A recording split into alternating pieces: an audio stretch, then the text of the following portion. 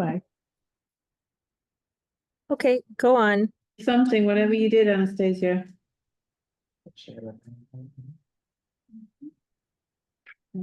Just trying to share the PowerPoint. Yeah.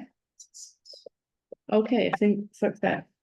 Excellent. I see the presentation on my end. Go on. All right, thank you. You ready? We'll get going. Yeah, so do you want to make any introductory remarks or? Well, I think you all should have got the agenda and meeting materials in advance. And right here in front of you, you have another copy of the agenda. And I also made copies of the zoning map and the overlay map, so it might be easier to have one of those hard copies so you can see that as well. We have a new member of the consulting team, Clay White is here to this time. You met Nick Chen at the last meeting, so Clay will be going through the agenda. And yeah, so let's get going. Awesome. Well, great to be here. Y'all are very efficient, get a nice hour meeting. It's compact. We're gonna get through all of the slide decks, questions today. Our job is to help give you all the information and materials you need to make some recommendations going forward. But so if I don't have answers for you today, I'll get you answers. If there's information you need, we'll get you that information.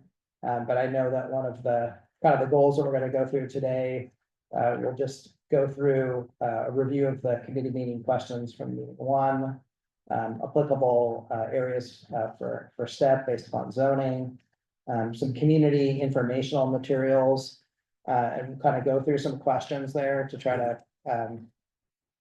develop some materials that you'd like to see. It may also, one of the things we'll talk about is some of the questions on the community information materials might relate to questions you want to ask the panel next month. Like, you know, if you have questions about things we should be repairing, have you experienced those things with other projects? And it might help us kind of frame things up of what's worked well and what hasn't in their experiences. So maybe keep that in mind, and then we'll talk about that panel discussion for next month in preparation and then next steps. So we'll start powering through. So a quick review of the committee meeting, number one, questions. So the applicable areas, so the statutes, there's both in the Growth Management Act and outside of the Growth Management Act, kind of the STEP is defined. And then it gives some guidance on where certain types of STEP housing have to be permitted. So we've got some definitions here for emergency housing as defined under the Growth Management Act 3670A, and emergency shelters are defined as allowed in all land use districts where hotel uses are allowed. And those are allowed in the downtown commercial, urban corridor, waterfront commercial, regional business, and the transit-oriented development or TOD overlay zone. So permanent supportive housing and transitional housing, as defined under 8436 RCW, is required to be allowed in all land use districts where residential dwellings and or hotel uses are allowed. And so I won't go through each one of those zones, but that's going to take up most of the zones within the city. So based upon that, we've created a map, and Debbie printed out some maps that kind of show you where those areas are. So there's a larger map in your packet. So we've identified those areas where shelters, emergency housing, transitional and permanent supportive housing overlap. We've also just kind of been able to kind of show you that kind of broadly where each would be allowed under the zone, under zoning to implement Growth Management Act requirements. So it's a lot to take in. Obviously, some is very broad, and some housing would be more focused around Fawful Way. Are there any questions about the map? Did it provide the information that you're looking for? Is there any, within the bill, is there requirements in terms of access to mass transit too? It is not a limitation at least in the Growth Management Act sections. There's nothing that is tying requirements to providing bus rapid transit or any other forms of transit. It's really about tied back to uses that are allowed in the underlying zones. Okay, it's tied back to the hotel zoning and stuff you were going through on Yeah. the previous slide. I'm guessing it's because they were trying to think of things that were synonymous, saying if you permit this, then you can't say this isn't allowed. And so I think it's probably more, that's why it's tied more back to uses. Now, no matter how you cut it, you're gonna find areas where maybe it's not as, as appropriate, but maybe then hotels wouldn't be allowed then either if it wasn't close to transportation systems. So sometimes you would be able to connect those things back. I might know the answer to this, but is there anything in the code about how unit density for permanent supportive and transitional housing is calculated? I don't think so. I can take a look at that and see if there's. My thought process is, under new housing element requirements, there's allocation of, housing units. Are now planned for by, you get distributions by area median income, including permanent supportive housing. So it's not, there's nothing tying to the density you have to require, but you have to provide capacity for enough units of that housing that you're allocated during your planning period. I have a question. I know, and this might be outdated. I heard, and I'm not sure of this, before HB 1220. If you had HOAs that like the local HOA jurisdiction, like overrode high level zoning, is that still true with HB 1220? I don't think there's nothing in the Growth Management Act that provides that override. There is for some middle housing requirements but there is nothing in there about HOAs. And so, I mean, typically a city regulates zoning and land use but doesn't regulate homeowners association rules. So there could be a conflict there. We can get you the answer to that question. Yeah, just following up on that, there are a couple of neighborhoods that have deed restrictions. So I think my understanding from talking to other people in the city is that ends up being like a dispute between homeowners. Like the city isn't gonna regulate if you decided that you wanted to have permanent supportive housing in your house, but your neighbor can sue you if there's a restriction on your title that says you can only use it for single family. That's inconsistent with state law. Yeah. Yeah, so it'd be handled civilly. Yeah, which isn't fun. No, Or is Don't that what recommend. you just articulated would be true, right? Like. If the HOA has, then their law would supersede whatever. Right, it doesn't have to be an HOA, so you can have a restriction on your title that is a deed restriction. My specific title says my house can only be used as a single family home and that my lot can never change dimensions. Which is, the latter of those is very rare. Yeah. But it's not, the city doesn't care. I mean, my neighbor short flat his lot and the city didn't care. In order to get that changed, somebody in the neighborhood would have to sue him, and I don't think anybody else cares. That's. So it's really like the general rule, my understanding when it comes to real estate and things like that is you can have layers of more strict laws as you go down from federal to state to county to city and to, HOA or deed restrictions, and the more strict one will apply as long as it doesn't conflict directly with something that's above it. So when middle housing bills and the ADU bills went in, you can't put new restrictions on to prevent middle housing from HOAs that are formed after the date of the bill, because that would conflict with the bill itself, but they're not telling you have to undo existing HOA rules, if that makes sense. and that was a legislative choice. There was a time when in the bill it had talked about all HOAs and then they amended the legislation. So if it doesn't have that specific language, then I would think the legislature hasn't touched that. If it becomes an issue, then I'm sure that it will come back. Yeah, I think, so my question about units is with the new middle housing regulations and all of that, most of the city is going to be allowed to be basically 3 units per lot, so single family home and then 2 units of middle housing or 2 ADUs, right? What does transitional and permanent supportive housing count as in terms of a unit, if it's not provided for, how does that work with existing code in residential areas? How do we count those? Because if it's not a separate use study, then it would just be, it would be the same as the, probably the unit density that would be allowed for any other type of housing. Yeah. So, Okay. it So, would- so theoretically, you could have 3 units of permanent supportive housing in any lot yes, in the neighborhood. Okay, yes. in the residential. Yeah. Okay, So in the only, yeah, so it sounds like that's the way it's managed. Something like that. all right. None of Kenmore is on septic, right? There's probably a few here and there. Yeah, very, very. I was little. gonna say, cause I know when I've talked about housing in Woodinville, their city is quite divided, and I know that septic.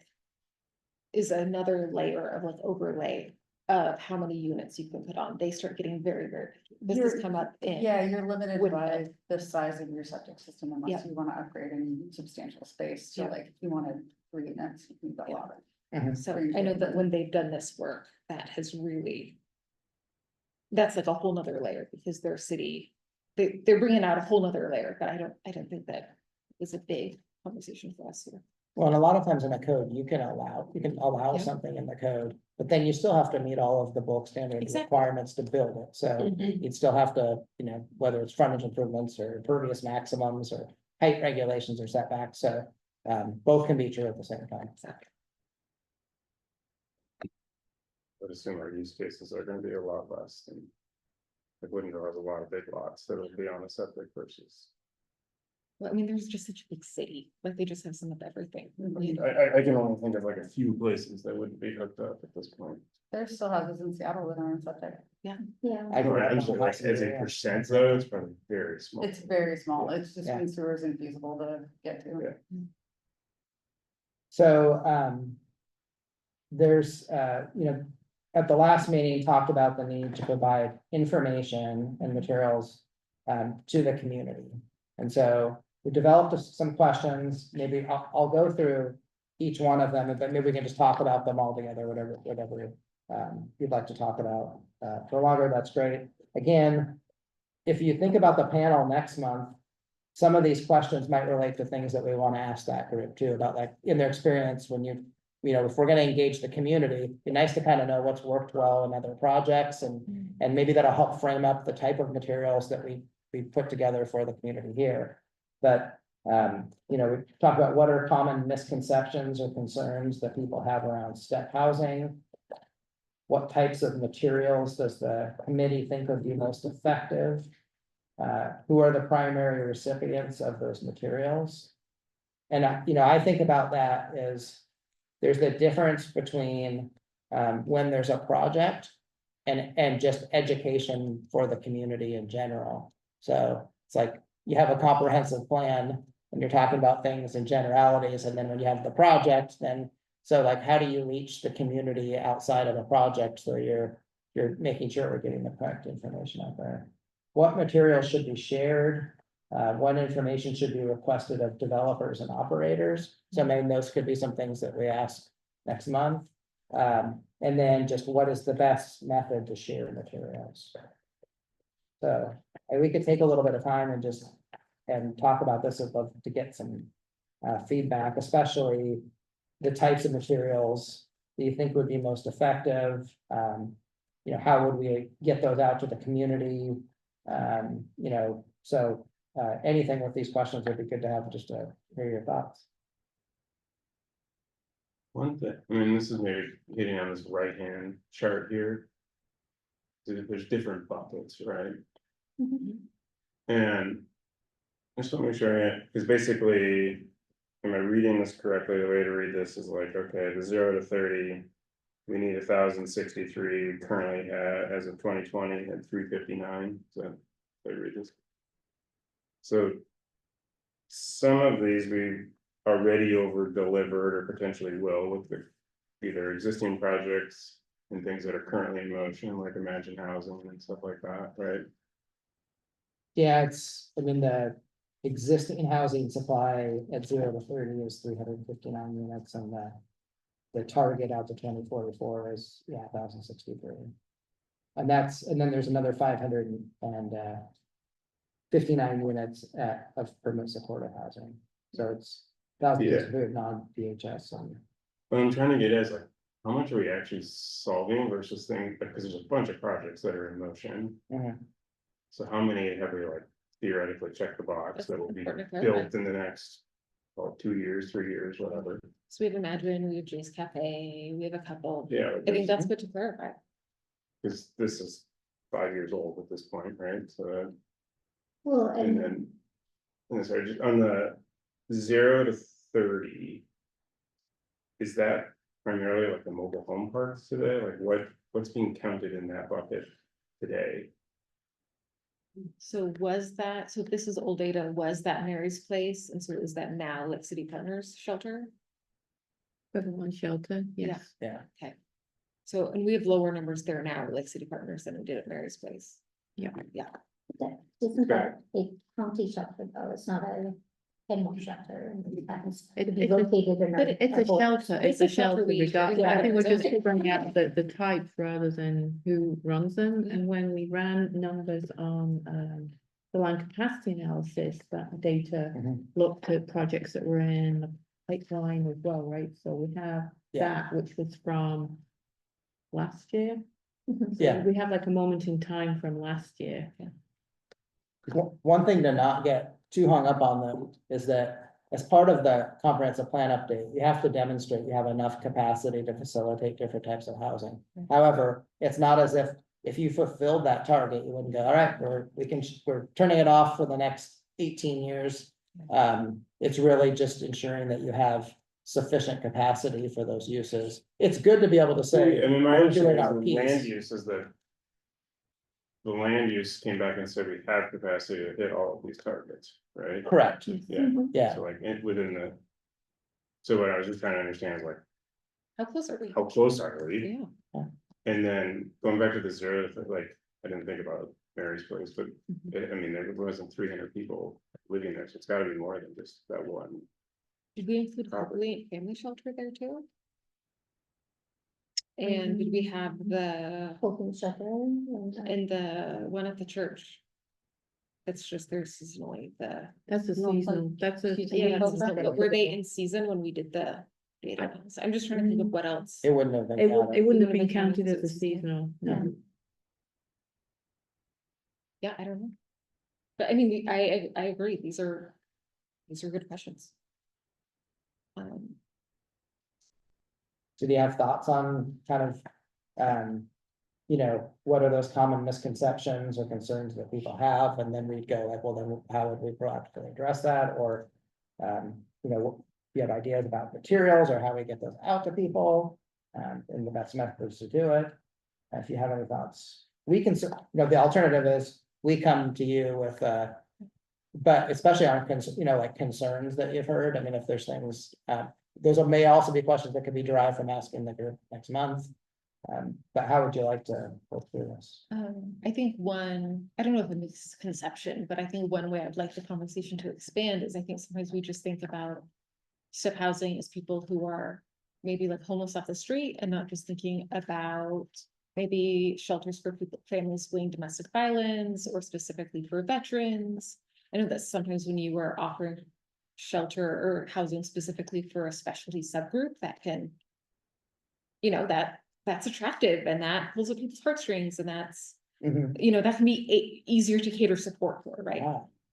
That's- And so I think that if we talk about maybe recognizing that this would just be expanding general shelter, but we could have a domestic violence resource in Kenmore and it could maybe be small, or we could, we had a lot of support for housing veterans, let's mobilize that support, kind of expand the options that way. I think that there's really valid concerns right now about funding. I think that if anyone is paying attention to how things are going federally,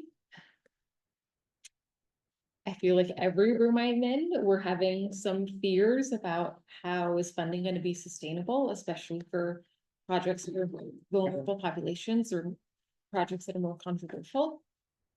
And so I think sustainable funding and what would it look like if we started a project and then funding got cut. I think those are really valid concerns and really valid questions. I think every space I'm in is talking about the sustainability of funding. And what would that mean? What would that mean if we bid off a lot of these projects and then you know? That, particularly in relation to the city's current financial state, I think is a huge topic. So, and I mean, with that, what makes us competitive for grants? Right, sometimes things that make us really competitive for grants. Thinking state or federally, you know, I've applied for a lot of HUD grants and I've been able to help get HUD grants for various projects. But I recognize that sometimes the same things that you write in a HUD grant application are not the same things that win over community appeal, and so you have to really pivot your PR. So I think also helping do outreach, helping bridge that gap.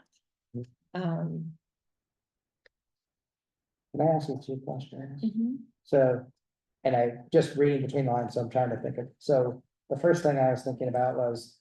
You know, there's different types of step housing and there's different places that they're allowed. But you had brought up something about, maybe breaking down the misconception of who uses who lives in step Or housing. what's it could look like if, you Yeah, know, or if what we it establish looks more like, housing, what could it look like? Yeah, Yeah.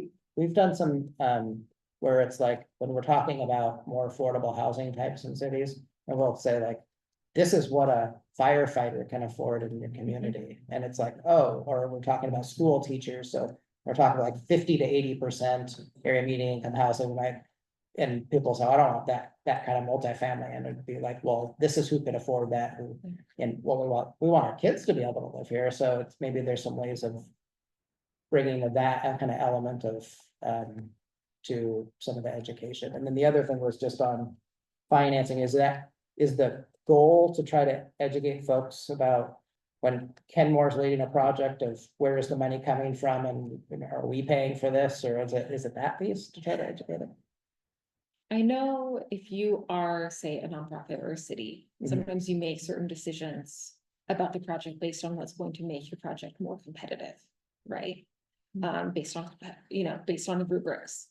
And if you've been in the grant game, you recognize this is what they're funding. These are the priorities. And so I'm gonna look for high density, or I'm gonna look for housing the veterans this year, or I'm gonna look for housing the gay people this year. I'm being very flippant right now, but if you were in the grant game, you recognize what the funding priorities are. But I think sometimes if you were just a neighborhood tenant, we're thinking, why is the city doing this? Why are they trying to, you know, and there can be a disconnect Okay, between the local residents. They're saying, why are they doing it this way? And the people heading the project can be like, well, because if I don't play it this way, we will not get grant funding. And so I think helping bridge that gap, that sometimes we don't just get to single-handedly design a really cute 12-person shelter okay. and put it down and then magically get 100% grant funding from it, but there is a, you know, a grant game so-called. And so I think just bridging that outreach, and because that's a real tension, right? That's a real tension for anyone who does community work of, Got it, that makes perfect sense. Yeah. Okay, now, Thank you. So we talked about misconceptions last time. And we're using a good chunk of time this time again, I see. I would just like to point out, you know, when we had this topic in front of the council, Mhm. it was those people and they have to be, you know, prison rapists or, you know, not safe around our children. These were the narratives that were thrown out by public and also projected by fear mongering, unfortunately. And what we're really talking about, I think, is housing of all different types and kinds and all levels of affordability. Mhm. And we're talking about making room for people who need housing. Ruth Gardner, Ruth Petersburg, she been talking about sex and gender and equality. Talked about, it isn't about making a seat at the table, it's about making room. And we're just making room for people with housing needs.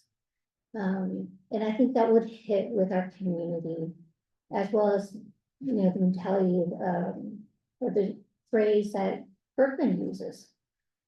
Yeah. All different types of housing and kinds available at all different levels and price points of availability.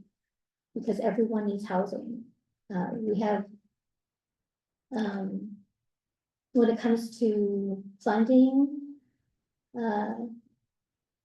We started navigating new methods using, multiple partnerships to get to affordable housing with. Like Imagine Housing, that's how we got to the 50% and 80% AMI. I can see we're replicating that model, whether it's public or private partnerships. Mhm. So our community understands how the partnerships are coming together. That was far better received by the community because it was very forward facing, very inviting of, who we are, who's at the table, and what does this look like kind of moving forward. Can I ask you a question? Yeah, So a lot of times in code, for, let's say, outside of step housing. You might proactively try to mitigate perceived impacts in your code. So if someone says, well, I don't like this kind of thing, but no, there's a noise study required, or you have to, there's a design standard, it's gonna look. So if you is there a way that we could maybe get that list of common misconceptions or things that people are, and then have some ideas of how would we not only address that with the community, like, so you're proactively answering their questions before they have a concern, but also there could be ways in a recommendation of addressing some of those things in code. So if somebody has a concern, be like, well, this is addressed in the application process. So in your providing information, what are the things that people are concerned about? Like how, so we can develop that list and then go get that list of answers before. right. We wouldn't want to replicate the work that's been already done. For example, there's setbacks and whatnot, and there's also code that's been updated that says, you can't use discriminatory methods to preclude housing development. And preclude councils from taking discriminatory actions that would result in the lack of housing affordability being built. That being said, there's already a pre-existing list, and a lot of that has to do with, health and safety standards. Okay. Fire safety, access. Okay. And, like roadway access, what does that look like? What we know from the community is they want to know, what does their street look like? Does that mean that they have a parking spot or not? Because if they don't, the community gets very upset that they don't have parking spots, because it means it's gonna be on the street.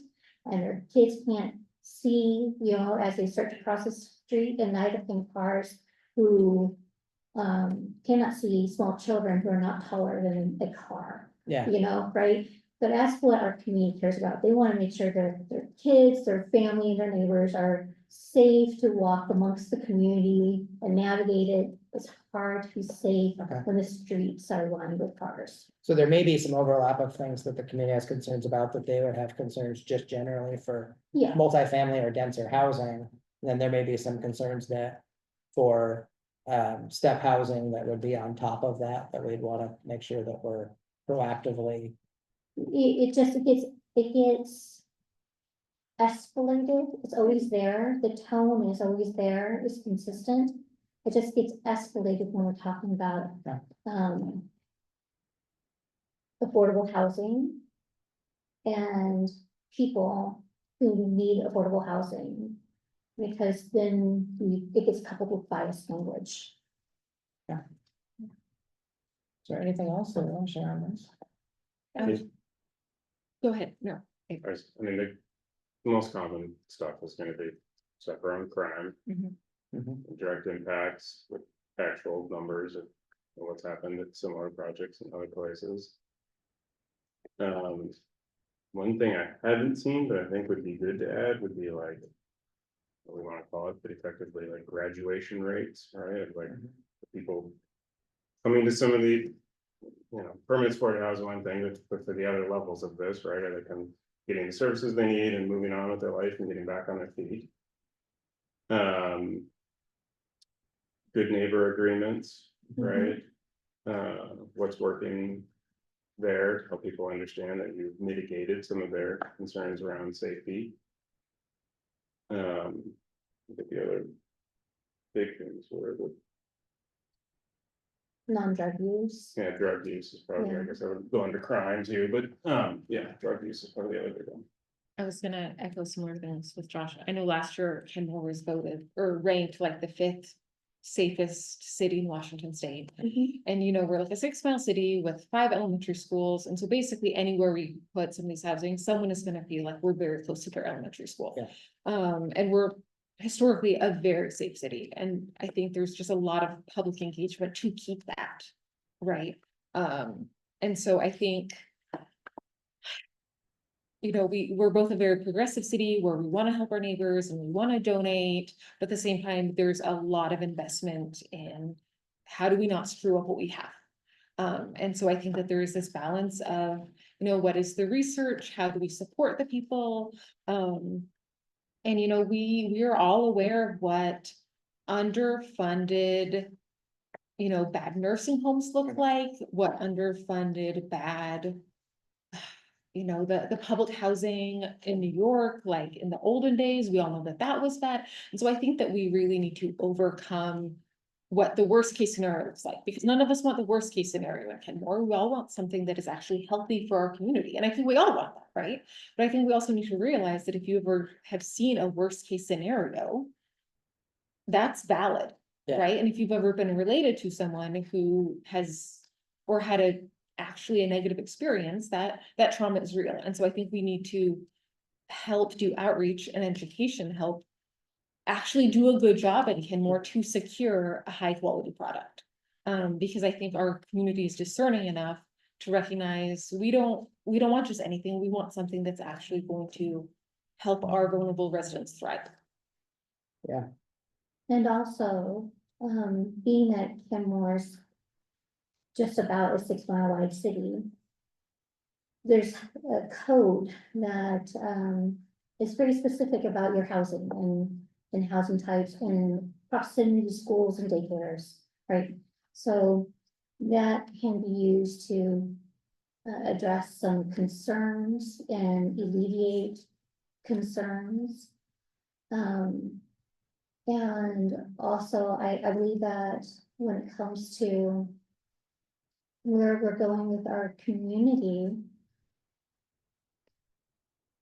you know, everybody can at least reflect back to maybe a time when they were young, or maybe when they suddenly had, you know, lost a job. Mhm. And most of our community is one paycheck away from homelessness.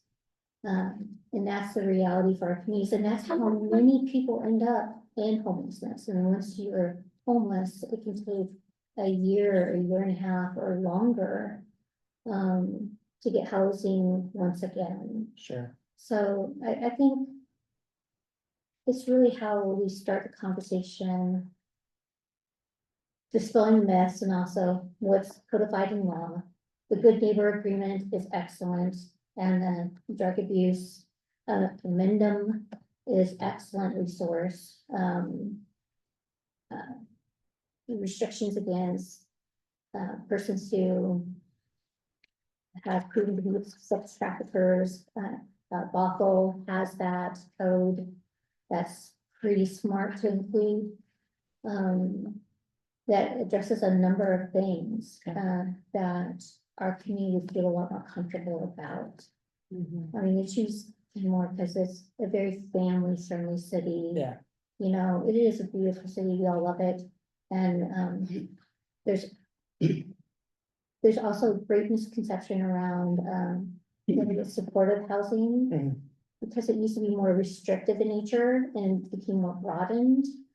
It became more broadened just because people who need supportive housing need greater resources. So having a caseworker on site helps them with the bureaucracy of paperwork that's very convoluted and frustrating to gain access to resources. Yeah. So they're not losing resources. And again, those partners at the table.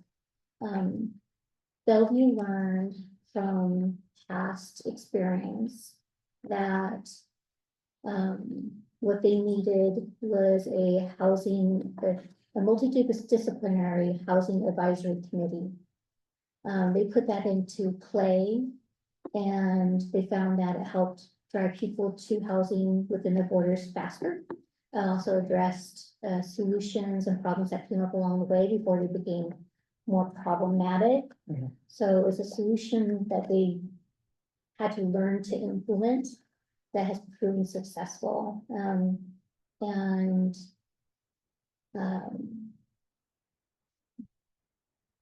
Bellevue council members were very particular about that being, I'll take a look at Yeah. that for sure. yeah, I just wanna do a quick caveat that while I am preaching the good word, that we have an appetite here to sustain our safety, that there are plenty of people who are homeowners and are housed that have criminal records and they have addiction. And yeah, Thank you. And you know, what? When my husband and I got our mortgage and our first time home buyers, nobody asked us about our addiction or our mental health and our sustainability, and that was a Right. government resource kickback that we There- got. So I absolutely. think that we can preach the good word of safety and still be very careful with our language and not to villainize people Yeah. with various records or addictions, so. Yeah, to echo that, the only thing I can watch in my neighborhood and buy is drugs. So, and there was a major like drug ring kitty corner from my house not too many years ago. Right. So would I like it if my neighbors didn't do and sell and distribute throughout the state drugs? Yeah, sure. Yes. 100%, Yes. 100%, But, let's not do that. But, Yes. I feel like in the interest of equity and fairness, like, Well, I just think it's important, it's kind of exactly what you're saying, Juliana, in terms of just having kind of a reality-based place to start from. Kenmore's a great city. We all love it here, all the great things about it, and it's not a perfect place. That's why we're having these conversations. We have an underbelly just like any other city. I see them when I'm going to and from work because I work night shift. So I know how many folks are out and about and under the bushes and around the corners and all the things. I'm very familiar with that.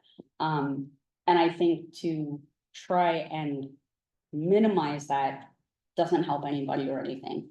It doesn't need to be blown up and out of proportion, no, but it does need to be acknowledged. It does need to be kind of we know this is here and we're working to address it, and this is one of the ways we're doing that. Ta-da, let us move forward, right? I think that's a really important piece of the conversation. Whether you're a homeowner, a renter, a business owner, an employee, it's just something that needs to be here because it goes to the fabric of the community and how we function as Mhm. people in this space, Mhm. so. And there's a lot of restorative justice in housing that is so very important. Housing is a basic need, and without it, people fall apart. They have great, It's harder to Yeah. get help. I just, growing up here, I'm aware. Yeah. I'm not gonna name the neighborhoods, but of course, there are always people in the underbelly so-called, but there's also a lot of people I know who came from very beautiful, wealthy corners. Yeah. And many, so I just be Yeah. very careful of the language that's in with it, yeah, but I think we can move on to the next. I agree.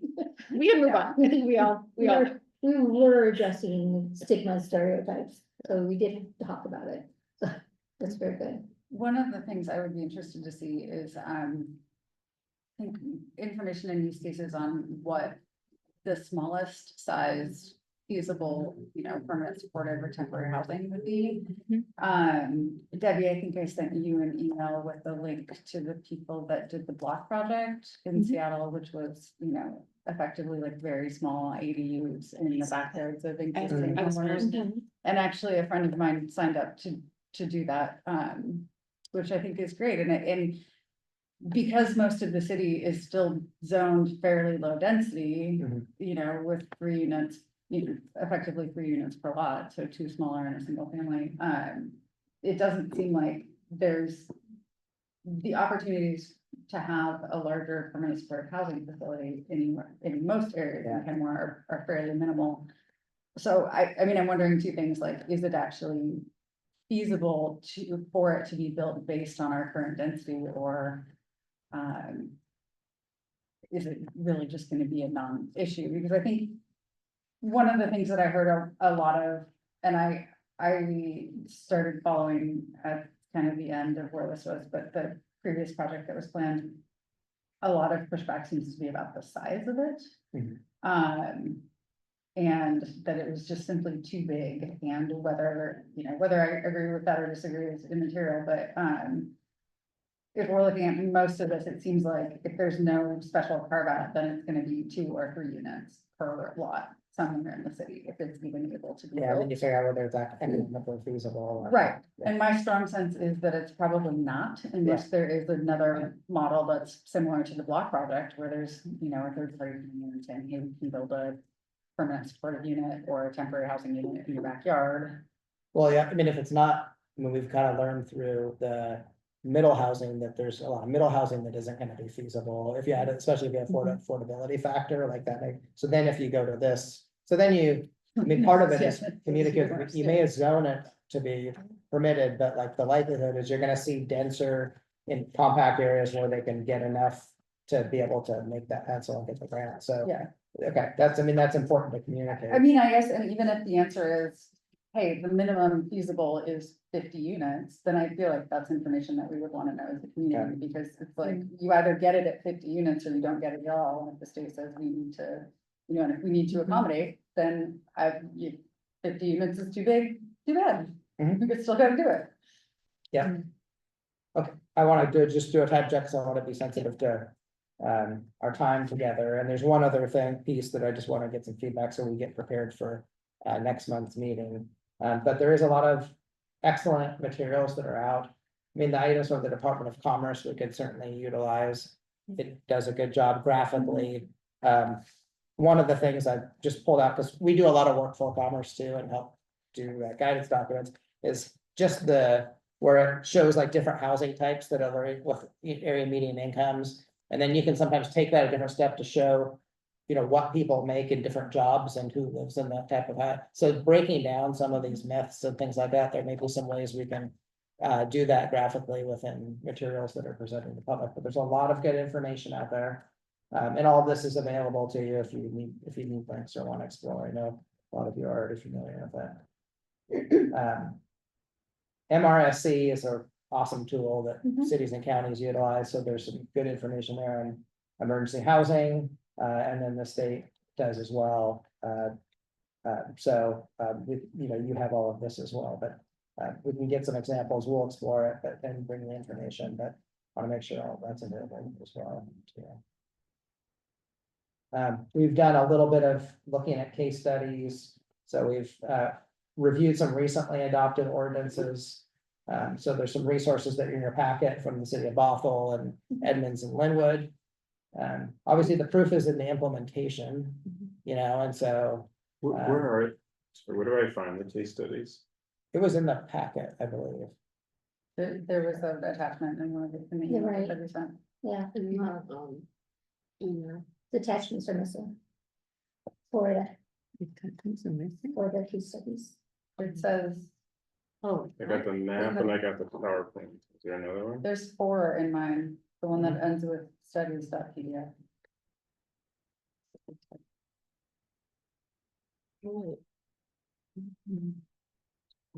Now they're going to show. Yeah, that's what I But I experienced saw too. all 4 of them earlier I got today. them, Debbie, so she sent 2 emails in one day. So I got them. If you can't find it, we'll make sure I Alright, said sorry, that. I'll everybody, I was like, I don't see this. but okay. Yeah, There's part of Oh. Commerce also has some step studies, and there's a link in your packet that has those materials as well. It was, Yeah. Thursday, I sent it on Thursday, 5:15 at 7:15. I'll figure it out. So if you're reviewing any of those materials, and certainly you can, as we keep moving forward, if there's things that you like or you don't like, I know the things that. When I'm looking at ordinances, code can. That's fantastic. Sometimes code can sound good and sometimes it can work well, so mixing in.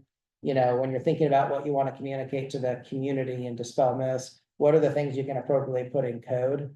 To make sure that your, applications are mitigating whatever those impacts would be up front. I mean, there may be some ways to communicate, say, no, we're addressing that, nope, we're addressing that. Doesn't necessarily, a lot of times it can be things when we talk to the panel next month that they're already required to do, they're already doing, like making sure those are in the code, so it could be part of that checklist. Maybe you can make sure that we're already, that good neighbor policy, I mean, all of those different things of making sure that whatever you feel like is at appropriate level, we can make those recommendations. I mean, maybe you have this, I think the other piece is the services available. Right, like a deep dive on Yeah, what services need to be available to have a higher chance of success and.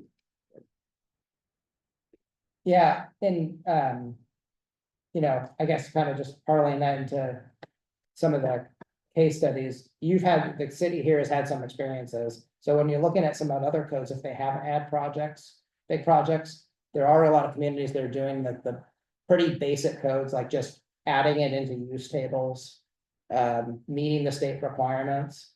And so when you see some of those codes, you know, I think you can utilize experiences we've had here to go, okay, now we kind of know the things that we want to address up front, the way that the code can really work well, how it will communicate with the public. So, you know, we'll look at those other regulations, but also want to make sure we're, you know, utilizing past experiences to have a proactive code that could possibly get housing built, but also do it in a way that we're hearing what the community said and saying, we can answer that question, we can answer that question, we can address that perceived impact or whatever that might be. One of the things I didn't see in fit, and I was thinking about how some other cities have addressed smaller, more emergency shelters, temporary, or, you know, a little longer term, but temporary, shorter term. Vancouver did pallet housing, different locations have done, you know, the small tiny homes, with a number of sites, whether they're religious sites or also working on building affordable housing. We sometimes like to provide that kind of a layer. We don't have that kind of even small approach, outlook. And wherever we were at with the city of Kenmore and our pipelines of transportation, it seems like we can have multiple layers of approach between density and between, you know, a single family neighborhood, a household that provides a mother-in-law apartment, a DAU or ADU. There's nothing that really precludes people from doing that. Correct. You know, other than some homeowners associations that prior existed in Kenmore. The way to think about ways to incentivize, you know, the smaller scale, people providing housing at, you know, for people that like, you know, that could be more affordable. Maybe there's some ways to incentivize that could work. And It's a possibly challenge. even recontracting some sites we already have. Where there's developing new housing and there's also working with what you've got to increase the amount of affordable housing. We could work with housing partners to, and then contract to provide more affordable units. You know, Section 8 is a is in a lottery system, right? So that doesn't really work, but King County Affordable Housing has layers for homeowners and surrounding that is education. And usually there's a gap between what the community knows about that and access to that resource. And I think that's just another pathway, people can be connected to help provide some of that resource. Okay.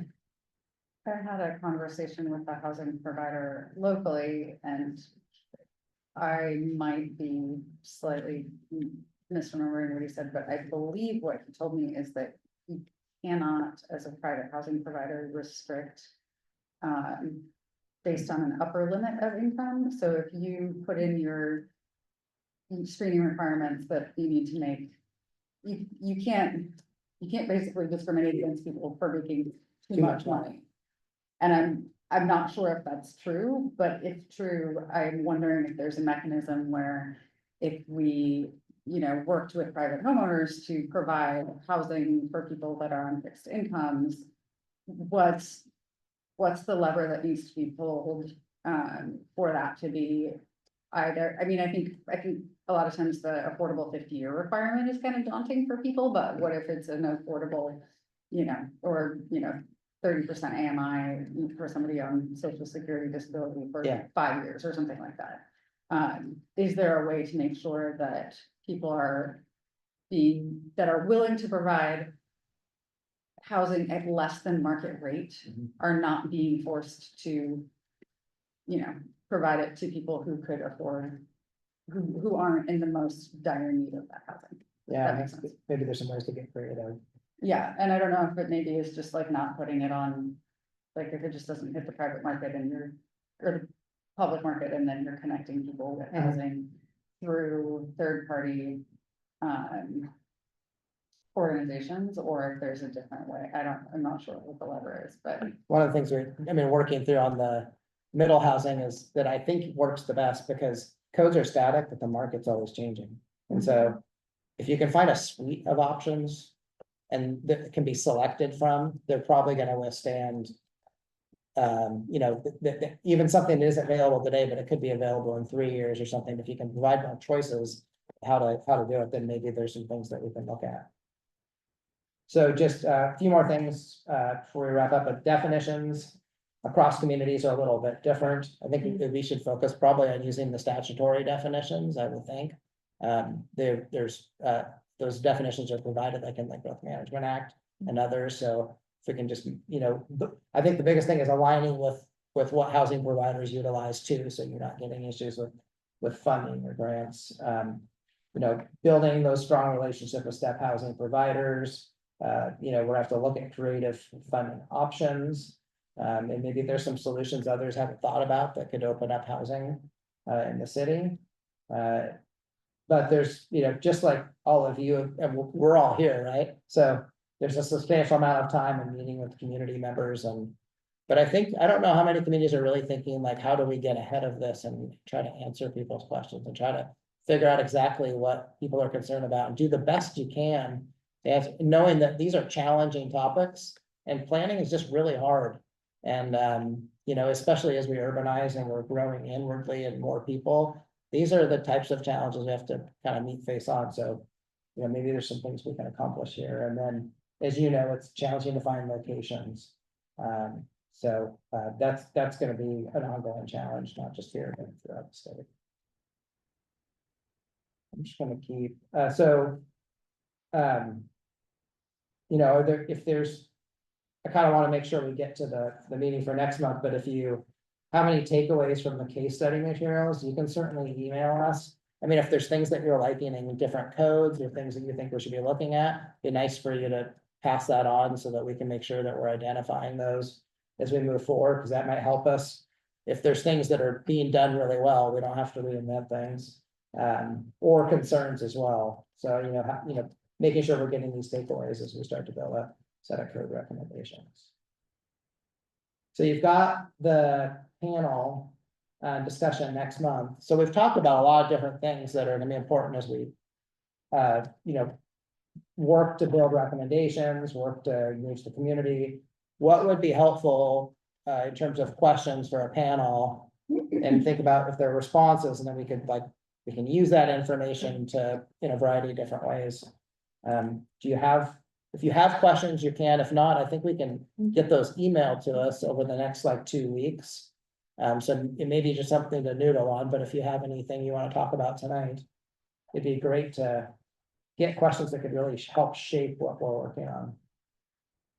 I think right now the date, based on the poll survey, was Wednesday, June 25th, from 5 to 6. That was the date, and I can send it out in an email as well. So think about maybe, and I really like the lessons learned seemed like a good one but is it about how, maybe case studies we haven't looked at about communities that have done really good proactive outreach before projects have been initiated. What kind of things in code, if you're thinking about proactively mitigating impacts in code. So you already say you require a good neighbor policy, you require, what are things that they've seen and that you could build in code that don't cause them issues, but maybe they also recognize it can help prevent problems. So, just be thinking about the things that you derive a lot of value from, and we can have a really good meeting with that. We don't yet require a good neighbor policy. It is, an agreement, that happens at the executive level. And then it's in a packet if there's some sort of, change and,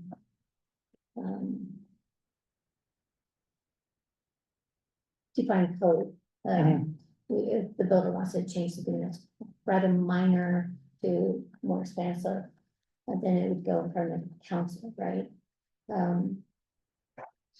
So that's the thing, the good neighbor agreement is an attachment, it's an amendment, that gets added.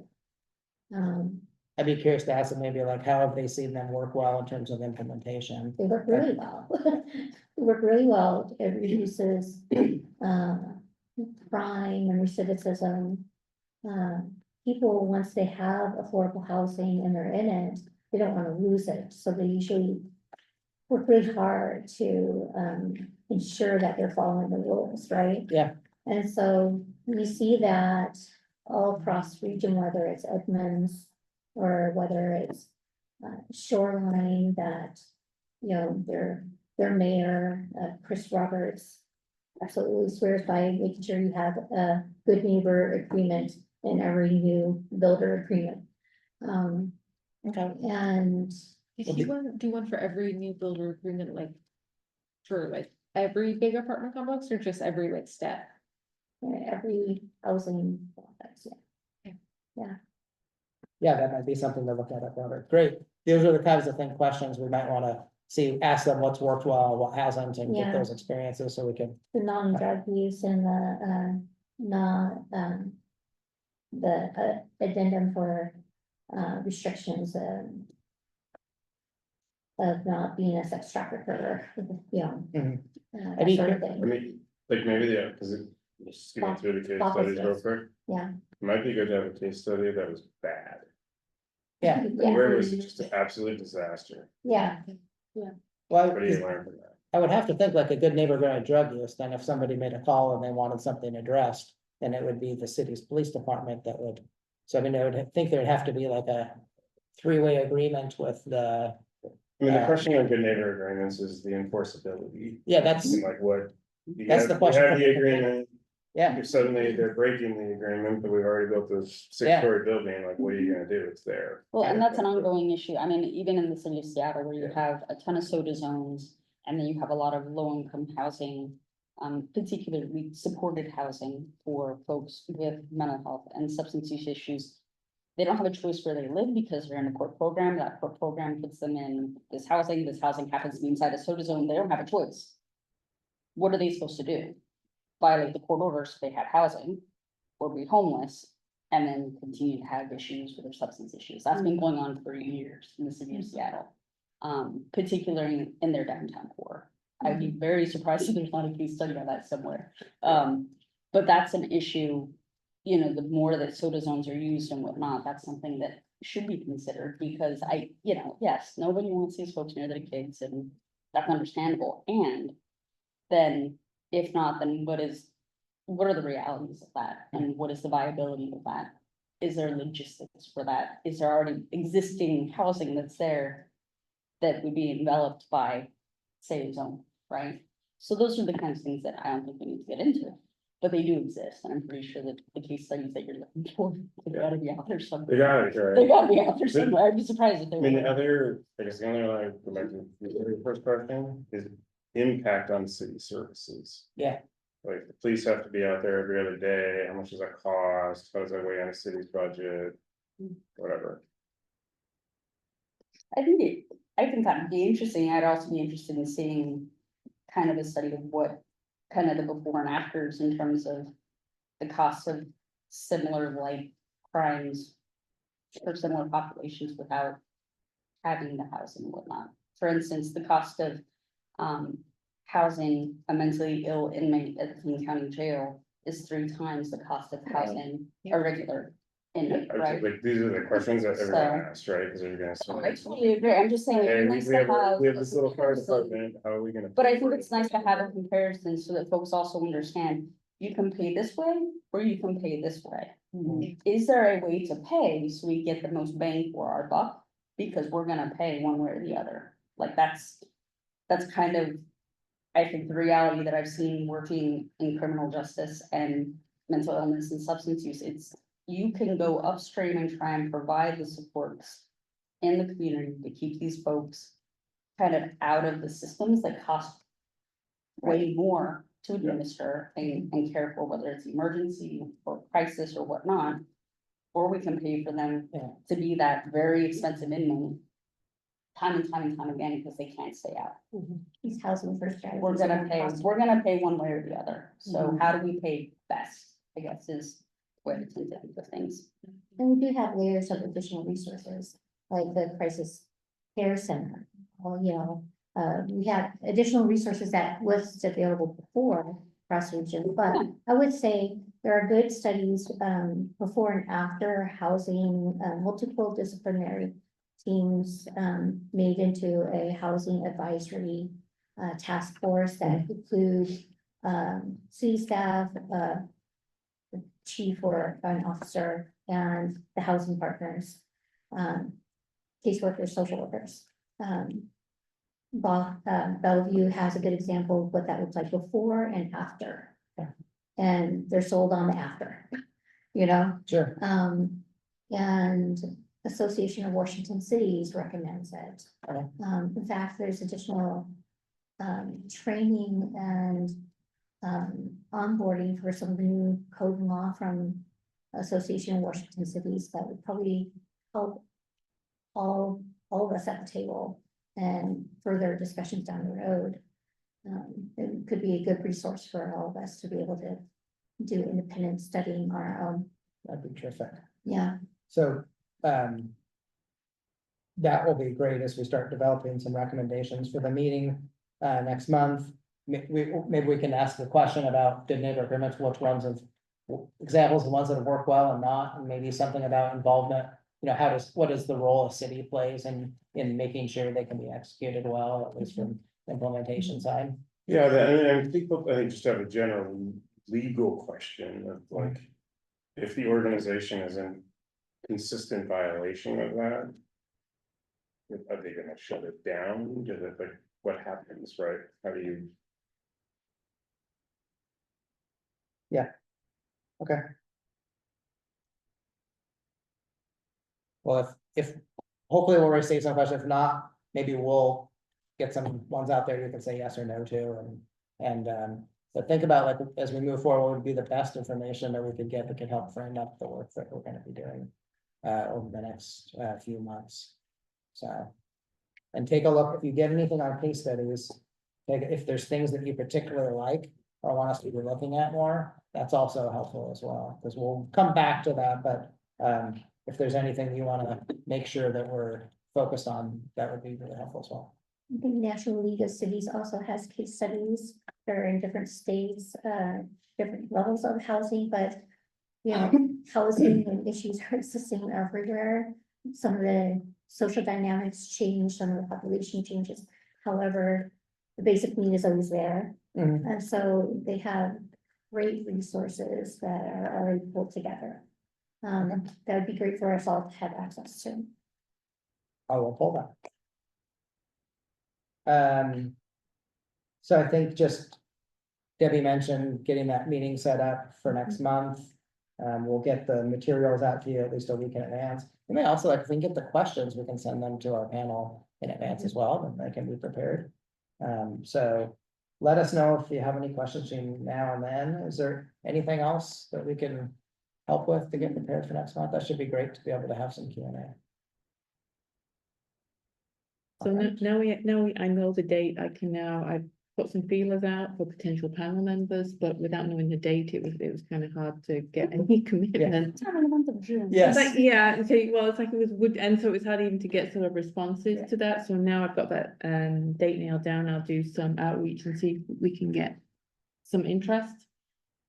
Folks to come here and, you know, talk about some of the challenges, and I know you're interested in from folks who live in that housing, at least from a perspective from the providers who can also provide that. I heard that from the last meeting, so. That might be part of the question of teeing up why we want people to show up. So more to come on that. Cool, thank you. All right. I think that's all we have for tonight. We will see you all in June, Thank you. Thank you, Clay. of course. Thank you.